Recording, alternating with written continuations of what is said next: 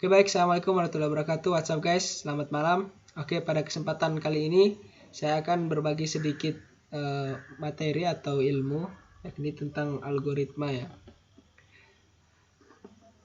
Oke, jadi kita langsung masuk saja ke materinya. Ini yang pertama ada pengertian, kemudian ada analogi dan juga fungsi. Oke, kita masuk dulu ke pengertiannya. Algoritma adalah urutan atau langkah-langkah untuk menyelesaikan masalah melalui pemrograman komputer, atau urutan langkah-langkah dalam menyelesaikan masalah melalui pemikiran secara logis ya. Sedangkan algoritma ini ditemukan oleh Ibnu Musa al-Khwarizmi. Dia juga penemu aljabar ya. Mungkin anak-anak matematika itu banyak yang tahu dia. Oke, lanjut. Kemudian ada analoginya. Ini yang pertama, masalah. Membuat algoritma diawali dengan adanya masalah pasti ya. Kita membuat suatu urutan langkah-langkah logis ya di sini. Jadi kita memerlukan satu masalah. Kemudian algoritma. Membuat algoritma untuk menjadi pedoman pembuatan program. Nah, di sini kita masukkan algoritmanya, yaitu urutan langkah-langkahnya ya. Kemudian yang ketiga ada program komputer. Program komputer sesuai pedoman algoritma. Ya tadi, beracu tadi urutan langkah-langkah logis. Kemudian ada solusi. Solusi yang akan dicapai dari algoritma ini sendiri. Oke, next. Kemudian cara mendeskripsikan masalah. Yang pertama ada menjabarkan masalah. Kedua, merinci masalah untuk menyelesaikan masalah. Yang ketiga, membuat sarana interaksi manusia dengan komputer. Kemudian karakteristik algoritma. Yang pertama, algoritma harus berhenti setelah mengerjakan sejumlah langkah terbatas. Artinya, dalam penyelesaian masalah sendiri, algoritma juga punya sesi atau punya waktu harus berhenti. Jadi dia tidak berjalan terus enaknya, tapi dia harus ada fase berhentinya. Kemudian yang kedua, setiap langkah harus didefinisikan dengan tepat dan tidak boleh berarti dua. Artinya setiap langkah harus didefinisikan secara satu atau utuh dan tidak boleh berarti dua atau ambigu ya. Kemudian algoritma memiliki nilai 0 atau lebih masukan input. Nah, kemudian yang kedua, algoritma memiliki 0 atau lebih iuran atau output. Keluaran ya di situ, keluaran atau output. Kemudian algoritma harus efektif ya. Oke, next. Kemudian fungsi algoritma. Yang pertama, memecahkan masalah yang rumit, pasti ya, urutan langkah-langkah tadi kan untuk menyelesaikan suatu masalah. Kemudian yang kedua, membuat program yang lebih sederhana. Kemudian yang ketiga, dapat digunakan secara berulang. Kemudian yang keempat, mampu merapikan program yang dihasilkan. Kemudian yang kelima, mudah menemukan kesalahan. Kemudian yang keenam dan lain-lain.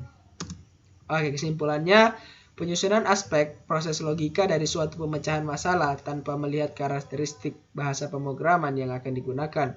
Kemudian, urutan notasi logika yang merupakan hasil analisis dan rancangan sistematik dari strategi pemecahan masalah untuk menggambarkan urutan langkah kerja yang jika dikerjakan akan membawa ke tujuannya. Kemudian yang ketiga, ada urutan logika langkah kerja untuk menyelesaikan suatu masalah. Kemudian, notasi algoritma sendiri yang pertama ada untaian kalimat deskriptif, kemudian yang kedua ada flowchart atau bagan alir, kemudian yang ketiga ada pushcode atau kode-kode. Oke, kita akan masuk kepada notasi algoritma. Oke, kita masuk ke flowchart ya. Yang pertama, bagan-bagan yang mempunyai arus yang menggambarkan langkah-langkah penyelesaian suatu masalah. Kemudian yang kedua, merupakan cara penyajian dari suatu algoritma. Kemudian flowchart sendiri memiliki dua macam. Yang pertama, sistem flowchart, urutan proses dalam sistem dengan menunjukkan alat media input, output, serta jenis media penyimpanan dalam proses pengolahan data ya. Kemudian yang kedua, program flowchart, urutan instruksi yang digambarkan dengan simbol tertentu untuk memecahkan masalah dalam suatu program. Oke, jadi ini setelah ini nanti ada simbol-simbolnya ya, atau bagan alirnya. Oke, kemudian definisinya satu, bentuk gambar atau diagram yang mempunyai aliran satu atau dua arah secara sekuensial. Kemudian kegunaannya, satu untuk mendesain program pastinya ya kan. Kemudian yang kedua untuk mempresentasikan program. Oke, next. Secara garis besar, unsur-unsur pemrograman adalah input dan proses ya. Kemudian ada output. Semua bahasa pemrograman pasti mempunyai komponen-komponen sebagai berikut kan. Yang pertama ada input, scanf itu biasanya. Kemudian kedua ada percabangan, if dan switch. Kemudian ketiga ada perulangan, while, for is, loop. Kemudian yang keempat ada output atau printf ya kan. Oke, next. Kemudian ini ada simbol ya. Yang pertama ini yang menyerupai persegi panjang ya, tapi dia lebih bulat ya di sampingnya. Jadi ini namanya terminator. Kemudian fungsinya dia permulaan atau akhir program. Ini dia inputnya ya guys. Ini input. Di sini dia permulaannya, permulaan atau program atau akhir dari program itu. Kemudian ini ada garis flow line, arah aliran program, ini menunjukkan kemana program selanjutnya. Kemudian yang ketiga di sini ada preparation, proses instalasi atau pemberian harga awal. Kemudian di sini ada persegi panjang, proses ya, proses perhitungan, proses pengolahan data. Di sini biasanya kita isikan proses, nanti ada contoh-contohnya. Kemudian di sini ada input atau output data ya, berjenjang, proses input, output data atau parameter informasi ya. Kemudian di sini ada predefinite proses ya atau subprogram, permulaan subprogram atau proses menjalankan subprogram. Kemudian di sini ada apa aja? Decision, perbandingan pernyataan, penyeleksian data yang memberikan pilihan untuk langkah selanjutnya. Kemudian penghubung bagian-bagian flowchart. Di sini ada on-pack ya, konektor. Tadi penghubung bagian-bagian flowchart yang berada pada satu halaman. Kemudian yang terakhir ada off-pack konektor ya, penghubung bagian flowchart yang berada pada halaman berbeda. Jadi fungsi yang terakhir ini apabila kita memiliki bagan alir, kemudian sudah sampai ke halaman terakhir. Jadi ini fungsi dari off-pack ini sebagai penghubung bagian dua halaman ya, dua halaman. Oke, next. Nah, di sini ada contoh algoritma flowchart ya. Jadi ini dia contoh masalah membuat secangkir kopi. Yang pertama harus dilakukan yaitu Anda harus membuka kemasan dari kopi saset yang sebelumnya telah dibeli ini kan. Kita buka dulu kemasan, ini masuk ke proses ya. Kemudian tuangkan kopi tersebut dalam sebuah gelas. Selanjutnya ini tadi kan, tuangkan kopi ke dalam sebuah gelas. Kemudian selanjutnya yaitu Anda dapat memanaskan air tersebut sampai mendidih. Dan yang keempat, dan kemudian Anda dapat menuangkan air panas tersebut ke dalam sebuah gelas. Lalu Anda harus mengaduk kopi tersebut sampai merata dan kopi pun siap diminum. Nah, ini dia tadi kan, nih permulaan atau akhir, kemudian proses kan tadi masuk di sini. Kemudian di sini ada input datanya ya kan, atau informasinya. Sama dengan seperti yang di sini ya, contohkan. Ini ada terminatornya, kemudian ada tadi prosesnya ya. Kemudian ada input dan outputnya, atau di sini informasinya. Panaskan air hingga mendidih. Dan yang terakhir kembali lagi ke. Oke, kita lanjut ke notasi algoritma yang berikut, yakni Piscode ya. Apa sih Piscode itu? Oke, kita langsung cari tahu. Piscode adalah sebuah metode penulisan menggunakan bahasa sederhana untuk mengekspresikan desain algoritma. Piscode bermanfaat mempermudah manusia untuk memahami algoritma karena lebih mudah dipahami dibandingkan dengan bahasa pemrograman. Kemudian penulisan Piscode tidak memiliki aturan pasti namun harus logis. Jadi aturan penulisannya itu dia tidak harus pasti ya, tapi dia harus logis. Oke. Struktur Piscode. Umumnya dalam penulisan Piscode dibagi ke dalam 3 bagian, yakni yang pertama ada bagian judul, kedua ada bagian deklarasi, kemudian yang ketiga ada bagian algoritma. Oke. Bagian judul sendiri umumnya pada bagian judul diawali dengan penulisan program yang kemudian diikuti oleh nama algoritma. Kemudian yang kedua, bagian ini variabel yang dimiliki algoritma dideklarasikan. Variabel ini dapat berubah bilangan bulat, bilangan pecahan, karakter, boolean dan lain sebagainya. Kemudian yang ketiga, bagian algoritma yaitu bagian yang berisikan sekumpulan perintah algoritma perintah algoritma dapat berupa perulangan, kondisional, ataupun runtutan. Oke, next. Fungsi psikot. Yang pertama, mempermudah penggunaannya dalam memahami dan memperjelas cara menyelesaikan suatu masalah. Kemudian yang kedua, sebagai alat dokumentasi. Yang ketiga, membantu penggunanya dalam menuliskan suatu algoritma yang dibuatnya. Kemudian yang terakhir, mudah karena tidak bergantung pada suatu sistem tertentu. Dan juga aspek dari psikot termasuk ringkas, dan itulah yang merupakan prinsip utama dari algoritma. Kemudian ciri-ciri psikot. Yang pertama, source. Pixabay atau psikot merupakan sebuah tanda atau notasi atau kode yang mirip dan juga merupakan penjelasan untuk cara penyelesaian suatu masalah. Kemudian yang kedua, psikot juga sering digunakan para penggunanya untuk menuliskan suatu algoritma dari suatu permasalahan. Kemudian ada juga psikot berisi step-step atau langkah-langkah untuk menyelesaikan suatu masalah seperti halnya algoritma, akan tetapi bentuk dari masalahnya itu sedikit berbeda dari algoritma. Kemudian psikot tidak memiliki aturan baku yang mengikat penggunanya seperti tadi. Penulisannya dia tidak pasti tetapi harus logis ya. Psikot tidak memiliki aturan baku yang mengikat penggunanya. Kemudian psikot merupakan bahasa yang mirip dengan bahasa pemrograman, akan tetapi psikot menggunakan bahasa yang mudah dipahami secara universal dan juga lebih ringkas daripada algoritma.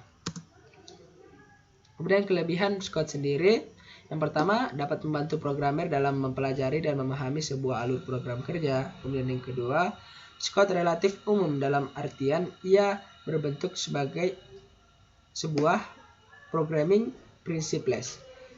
Tidak menjurus ke sebuah bahasa pemrograman khusus sehingga dapat diimplementasikan ke bahasa pemrograman seperti C++, dan ada program C, ada Java, ada Delphi, ada Basic, ada PHP, ada Python, dan sebagainya. Kemudian pastinya psikot juga memiliki kekurangan. Ini yang pertama, bagi kaum awam atau kaum yang belum terlalu mengenal psikot ya, psikot akan terlihat seperti sebuah source code bahasa pemrograman tertentu dan akan dicoba dikompil begitu saja, dan tentu saja hal ini akan mengakibatkan error. Kemudian yang kedua, psikot terkesan ribet dan susah dipelajari jika ditulis dengan rapi. Kemudian tujuan psikot. Yang pertama, lebih mudah dibaca oleh manusia tadi. Yang kedua, lebih mudah dipahami. Yang ketiga, baik, kita lanjut ke materi selanjutnya. Ini algoritma dan pemrograman menggunakan Java.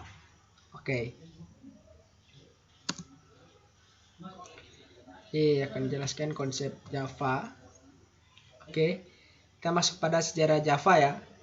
Di mana sih Java pertama kali ditemukan, bahasa pemrograman Java? Pada tahun 1991, sekelompok insinyur Sun dipimpin oleh Patrick Naughton dan James Gosling ingin merancang bahasa komputer untuk perangkat konsumer seperti kabel TV box.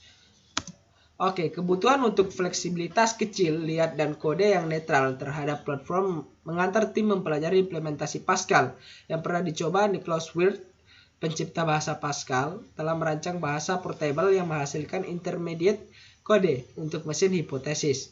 Mesin ini sering disebut dengan mesin maya atau virtual machine. Kode ini kemudian dapat digunakan di sembarang mesin yang memiliki interpreter. Kemudian proyek Green menggunakan mesin maya untuk mengatasi isu utama tentang netral terhadap arsitektur mesin. Kemudian mulanya bahasa yang diciptakan diberi nama OAK. Jadi dulunya Java ini namanya OAK ya. Ini diberikan nama oleh si James Gosling yang mendapat inspirasi dari sebuah pohon yang berada pada sebuah kantornya, di seberang kantornya ya.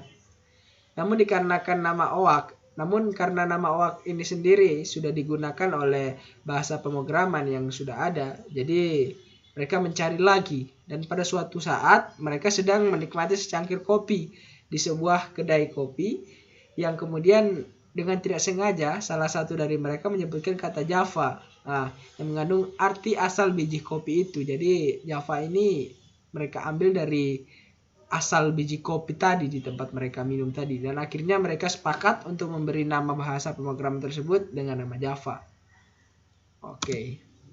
Dia ada susunan dasar program Java, ada kepalanya, kemudian ada buka kurung, kemudian sampai ada tutup kurung awal. Oke, nanti akan jelaskan.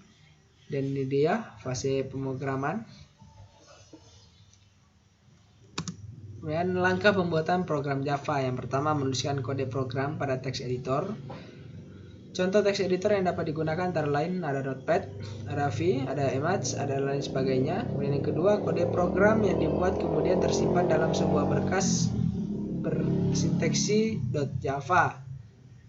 Kemudian berekstensi .java. Kemudian yang ketiga ada setelah membuat dan menyimpan kode program, kompilasi file yang berisi kode program tersebut menggunakan Java compiler. Kemudian 4, hasil dari adalah berupa berkas bytecode dengan ekstensi .class ya.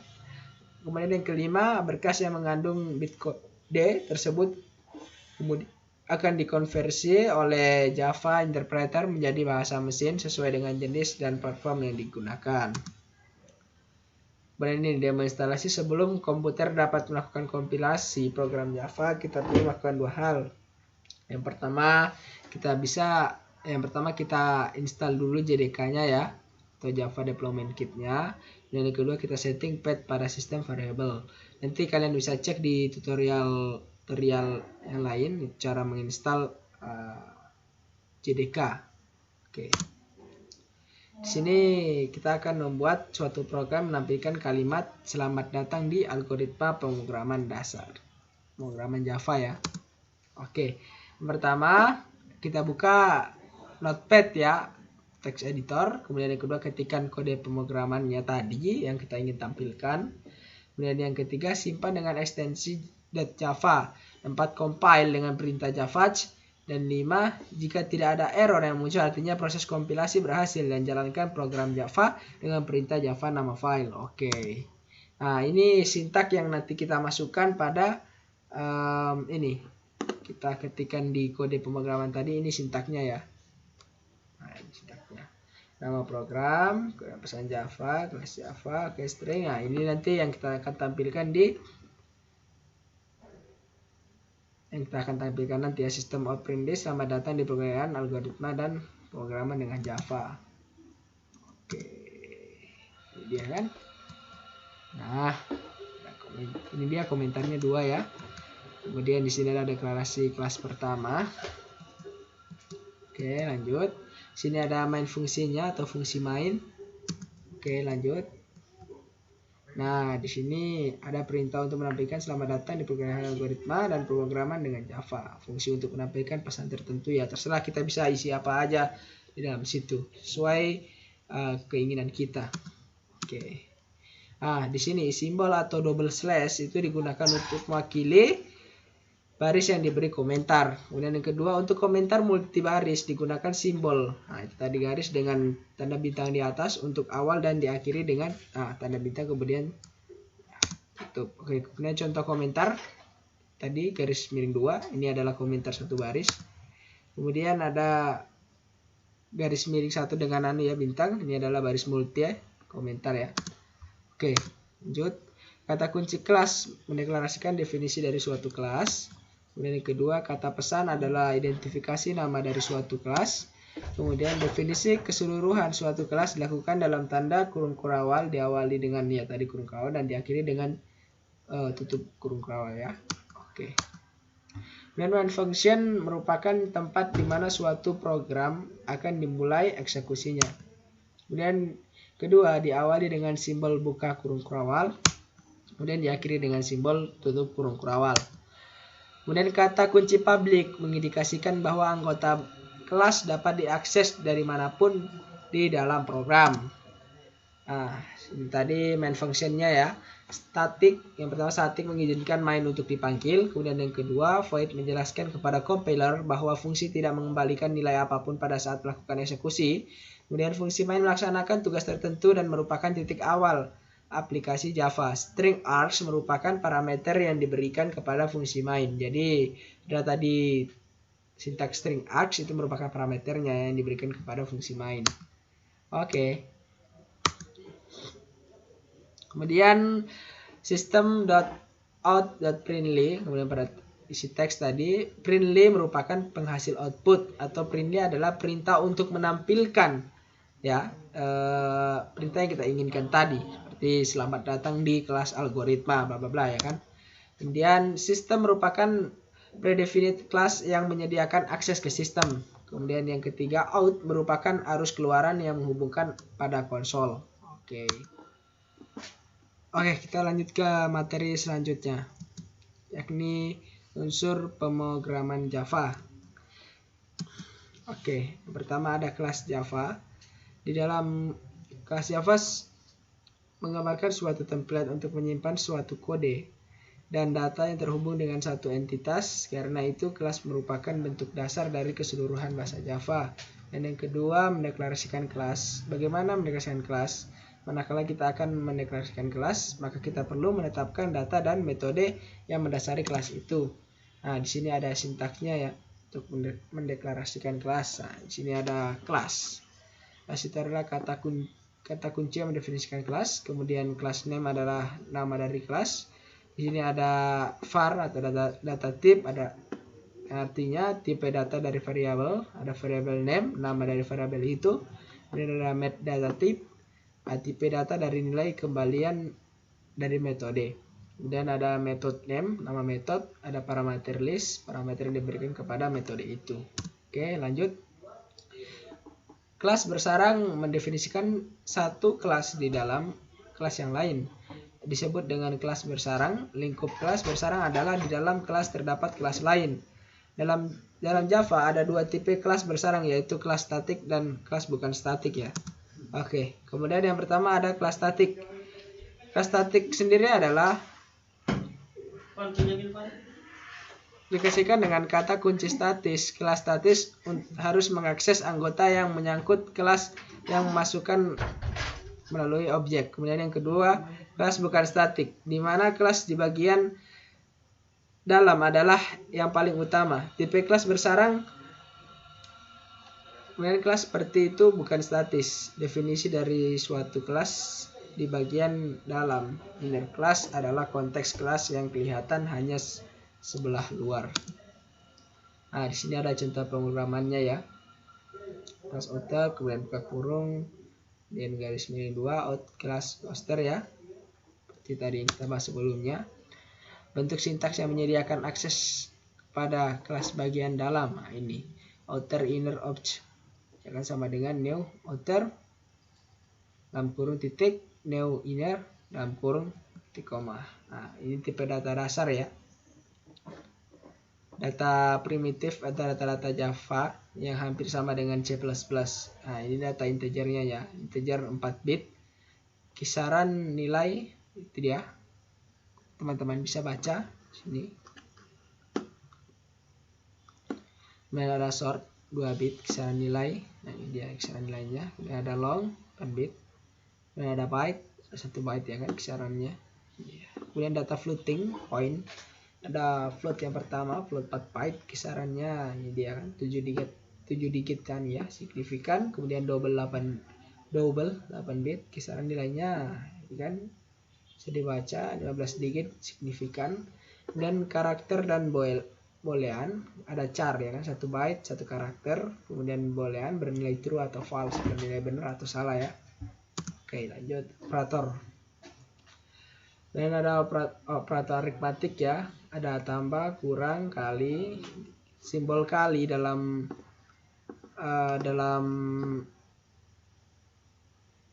bahasa komputer itu bintang ya, kali. Dan sini ada pembagian bahagia.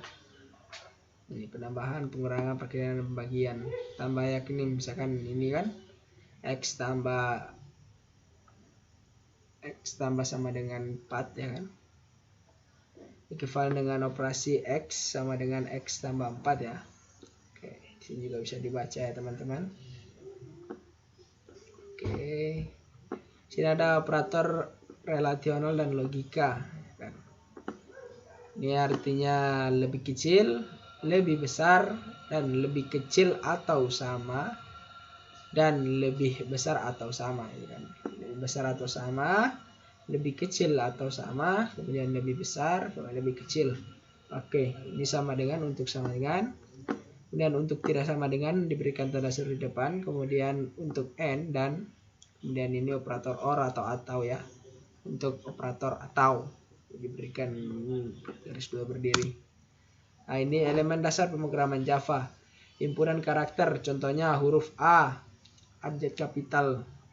Jadi dengan A kecil, kemudian B kecil, C kecil, kemudian digitalnya ada 0, 1, 2, 3 dan seterusnya.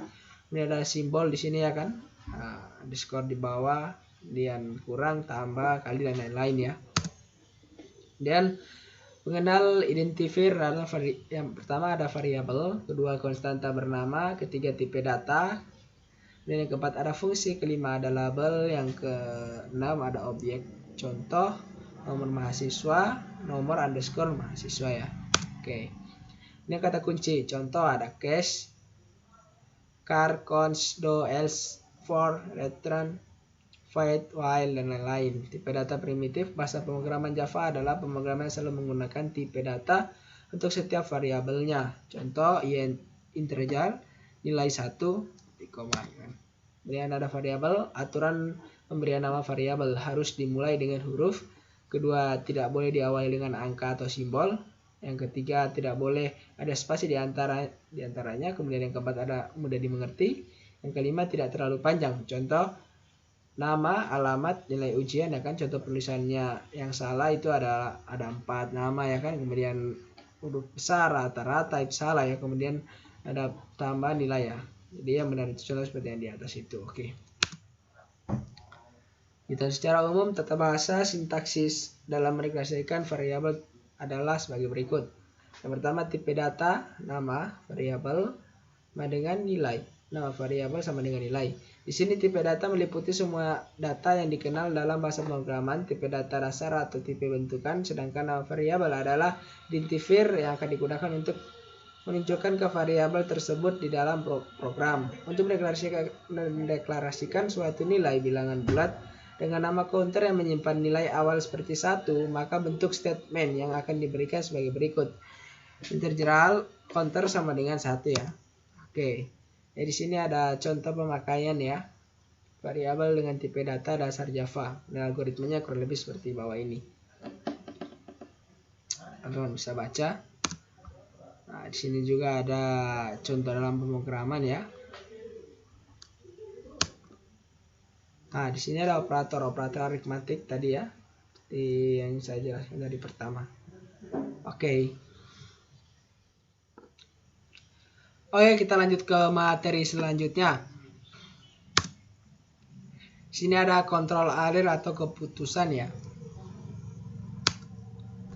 Nah, standar kompetensi. Diakhiri pembahasan bagian ini, Rekam masih mampu menjelaskan hal sebagai berikut ya. Pertama statement if, 2 statement else if, kemudian yang ketiga penggunaan break untuk keluar pengulangan, yang keempat ada statement switch case, 5 ada operator bersyarat.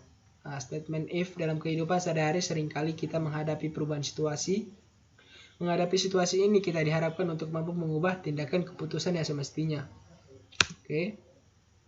Contoh perubahan situasi yang harus mengubah tindakan keputusan. Yang pertama ada jika hari ini hujan, saya akan di rumah saja. Kemudian yang kedua, jika ramalan cuaca mengatakan akan hujan, maka saya akan membawa jas hujan. Kemudian yang ketiga, jika air putih, saya mau, selain itu saya tidak mau. Itu tadi contoh perubahan situasi harus mengubah tindakan keputusan. Kemudian ada statement if digunakan untuk menguji hasil dari suatu kondisi. Pada statement if ini, hasil pengujian yang diharapkan adalah ungkapan boolean yang benar true saja. Oke, ini bentuk umum statement if-nya ya. Ini sintaknya if kondisi, kemudian statement aksi, kemudian dengan if, kata kunci statement if, kondisi suatu ekspresi bertipe boolean yang hanya dapat memberikan nilai benar true ya, salah false. Statement aksi, statement yang dieksekusi jika pengambilan kondisi benar atau true. Oke, ini dalam bentuk flowchart ya. In, condition, true ya kan, ada acting statement, kemudian out. Oke. Statement if else. Statement if else digunakan untuk menguji sebuah kondisi. Jika hasil uji if memberikan nilai boolean benar, maka target if akan dikerjakan dan posisi else akan diabaikan selanjutnya. Jika hasil uji kondisi if memberikan nilai boolean salah false, maka target dari if di bypass dan target else yang dikerjakan. Oke. Ini adalah lanjutan. Statement kondisional dalam Java memiliki 4 macam sintaks. Yang pertama if kondisi statement atau if kondisi block statement, atau ini contohnya ya. Kemudian if kondisi statement 1, else statement 2, atau if kondisi block statement min 1, else block statement min 2. Oke, block statement adalah kumpulan statement yang berada dalam blok. Nah, itu tadi kan. Maka dia bilang block statement itu tadi kumpulan statement yang berada dalam blok. Oke, lanjut. Ini dia contoh pemrograman ya. Jadi teman-teman bisa coba nanti.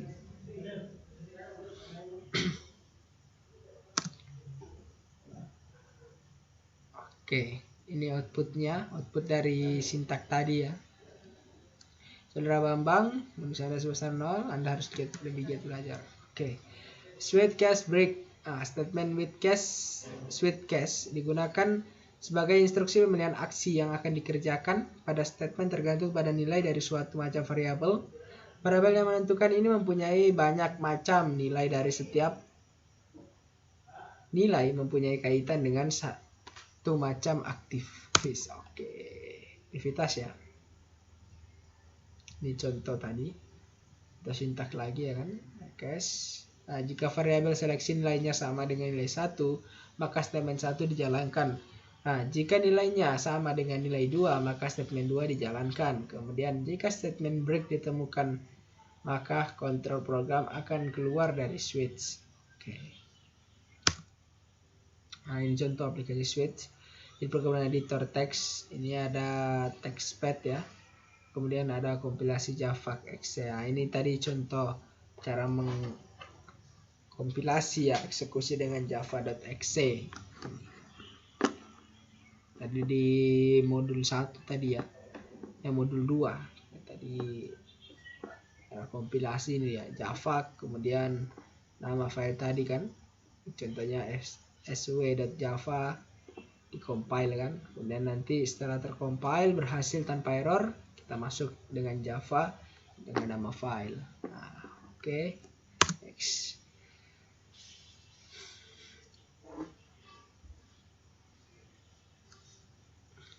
So, boleh pertanyaan tidak pakai.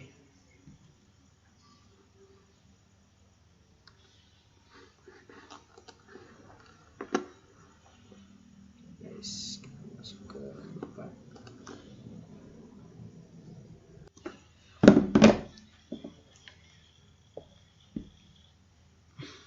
Oke, kita lanjut ke materi selanjutnya ya.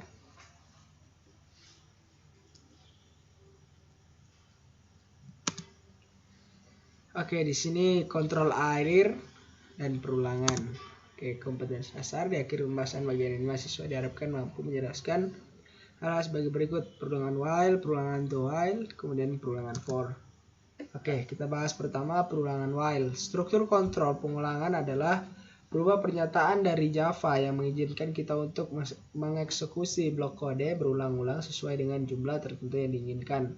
Kemudian ada 3 macam jenis dari struktur kontrol pengulangan, yaitu while, do while, kemudian dan for loops. Oke, while loop.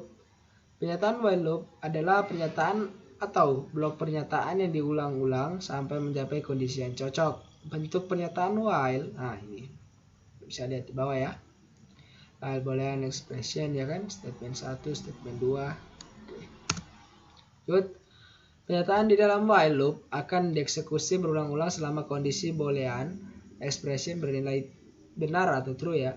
Contoh pada kode di bawah ini, jika integer i sama dengan 4, while i lebih besar pada 0, sistem print kan i. Ya, teman-teman bisa lihat. Oke, lanjut.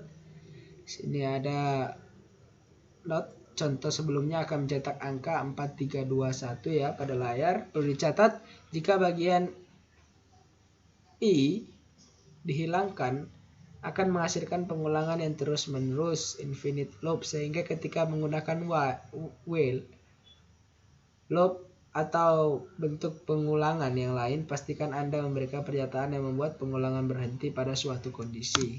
Oke. Berikut adalah beberapa contoh while loop. Oke. Kita bisa lihat ya. Ini ada contoh duanya. Oke, next. Dan the while loop. The while loop mirip dengan while loop. Pernyataan di dalam the while loop akan dieksekusi beberapa kali selama kondisi bernilai true, ya kan? Dan yang terakhir, perbedaan antara while dan the while loop adalah di mana pernyataan di dalam the while loop akan dieksekusi sedikitnya satu kali. Ini bentuk pernyataan while, statement 2. Nah, pernyataan dalam the while loop akan dieksekusi pertama kali dan akan dievaluasi kondisi dari boolean expression. Okay, next. Nah, jika nilai pada boolean expression tersebut nilai true, pernyataan di dalam the while loop akan dieksekusi lagi. Berikut ini beberapa contoh the while loop. Nah, ini contoh yang pertama. Nah, ini contoh ini akan memberikan, ini outputnya ya, output dari sintak tadi. Nah, ini lanjutan atau kedua. Di atas akan melakukan pengulangan terus-menerus yang menulis kata hello pada layar. Oke, ini contoh 3. Bisa teman-teman lihat ya. Nah, kemudian yang terakhir ada for loop. Pernyataan for loop memiliki kondisi hampir mirip seperti struktur pengulangan. Sebelumnya yaitu melakukan pengulangan untuk mengeksekusi kode yang sama sebanyak jumlah yang telah ditentukan. Nah, ini bentuk dari for loop ya. Oke, ini contohnya. Nah, ini contoh dari tadi for loop ya. Oke, pada prinsipnya secara logika ada dua macam jenis perulangan loop, yaitu perulangan terhingga, yaitu proses perulangan di mana kendali ulangannya adalah counter. Proses diulang selama nilai counter bergerak dari nilai awal ke nilai akhir. Dan loop ini adalah for dengan sintaks, kemudian for counter nilai awal, kondisi perubahan counter body loop. Nah, ini contohnya bisa dilihat teman-teman. Ini contoh duanya ya, kemudian ini ada outputnya atau hasilnya. Oke, cukup. Lanjut lagi. Oke, kita lanjut ke materi selanjutnya. Materi terakhir dalam algoritma ya, fungsi metode. Oke, mengenal fungsi. Fungsi adalah satuan-satuan seperti program untuk melakukan tugas-tugas tertentu, menghasilkan suatu nilai untuk dikembalikan ke program pemanggil dalam suatu program. Fungsi dibuat secara terpisah dengan program pemanggil atau main ya. Oke, manfaat fungsi. Dalam pemecahan masalah yang besar dan kompleks, pemakaian fungsi dalam program mempunyai manfaat yang cukup besar. Beberapa manfaatnya. Pemakaian fungsi dalam program di antaranya sebagai berikut ya. Nah, yang pertama, menghindari pengulangan. Oke, kemudian tujuannya adalah untuk menghindari penulisan bagian kode program berulang-ulang. Sebagai contoh, untuk menampilkan iuran keluaran sebagai berikut. Bawah ini. Baris 1, kemudian baris 2-nya ya kan. Nih contohnya ya, contoh dari main tadi. Metode. Oke, lanjut. Mendeklarasikan fungsi. Bentuk umum penulisan deklarasi sebuah fungsi di dalam Java adalah sebagai berikut. Nah, ini sintaknya ya, bisa teman-teman lihat. Oke. Dan modifier tersedia di dalam Java sebagai berikut. Ada static, abstrak, final, native, ada sinkronis, kemudian ada volatil. Data type, data yang ingin dikembalikan fungsi. Jika ada nilai yang dikembalikan, tipe data ditulis void. Method name, nama dari fungsi. Parameter list, berisi nama parameter yang sedang diberikan kepada fungsi. Dan tipe datanya, tanda koma memisahkan berbagai parameter. Oke, memanggil fungsi. Fungsi yang telah kita buat seperti fungsi garis tadi di atas dapat dipanggil dari program utama di dalam Java. Untuk memanggil suatu fungsi dapat kita lakukan dengan dua cara, menggunakan konsep objek pemanggilan. Dengan cara ini, langkah awal yang harus kita lakukan adalah mendeklarasikan objek terlebih dahulu. Misalnya deklarasi objek adalah sebagai berikut. Nah, demo fungsi 8 ya kan, demo fungsi ya. Ini contohnya ya. Kemudian sintaks. Pemanggilan fungsi di dalam program utama dituliskan sebagai berikut. Ketik df berikut tanda titik yang dilanjutkan dengan mengetik nama fungsi berikut tanda kurang buka tutup kurung ya buka tutup di belakangnya untuk mengakhiri dengan tanda titik. Oke, ini contohnya ya kan. Oke, tanpa menggunakan konsep objek pemanggilan fungsi dengan cara ini, kita cukup dengan mengetik namanya berikut tanda kurung buka tutup di belakangnya dan harus mengakhiri dengan tanda titik koma. Oke, lanjut. Berikut ilustrasi bagian program yang dipakai berulang-ulang di tempat pada fungsi dan pemanggilan fungsi program utama. Nah, ini contohnya ya. Tanda kurung itu sangat penting karena akan dipakai oleh compiler untuk membedakan fungsi dan variabel ya.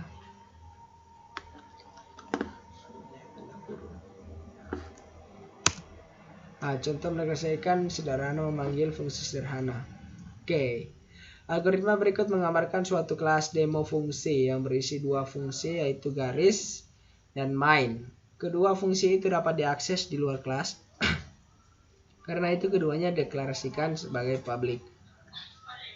Kedua fungsi tidak mengembalikan nilai apapun karena itu tipe pengembaliannya definisikan sebagai void.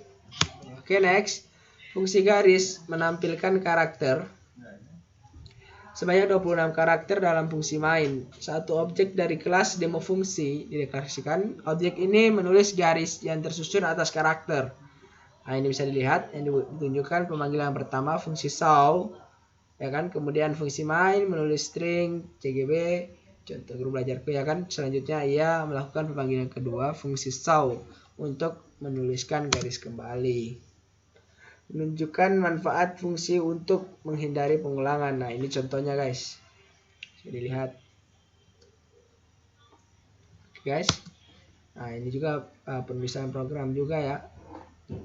Contoh. Nah, di sini. Oke. Kecepatan ya. Nah, ini fungsi yang menghasilkan nilai. Terkadang dalam suatu pemecahan masalah kita membutuhkan fungsi yang bisa menghasilkan suatu nilai.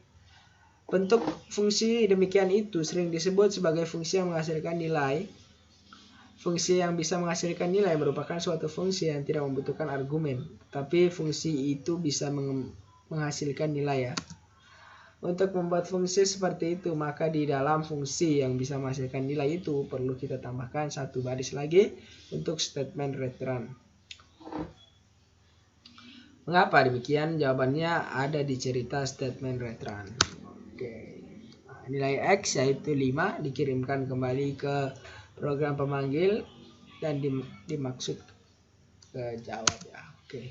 Statement return. Oke, kegunaan statement return ada dua, yaitu pelaksanaan statement ini akan langsung mengalihkan kontrol dari fungsi ke program pemanggilnya. Apapun yang ada di dalam tanda kurung buka tutup di belakang return akan dikirim kembali sebagai suatu nilai kepada program pemanggilnya.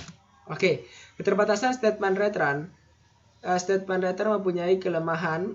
Kelemahan dari statement return sendiri adalah hanya bisa menghasilkan satu nilai saja. Jika menginginkan suatu fungsi bisa menghasilkan lebih dari satu nilai ke program pemanggil, maka harus menggunakan saya algoritma dalam pemrograman Java ya. Apabila ada salah, saya mohon maaf. Lebih datangnya dari Allah Subhanahu wa taala dan kurangnya datangnya dari saya. Akhir kata, wallahu muwaffiq ila aqwamit thoriq. Wassalamualaikum warahmatullahi wabarakatuh.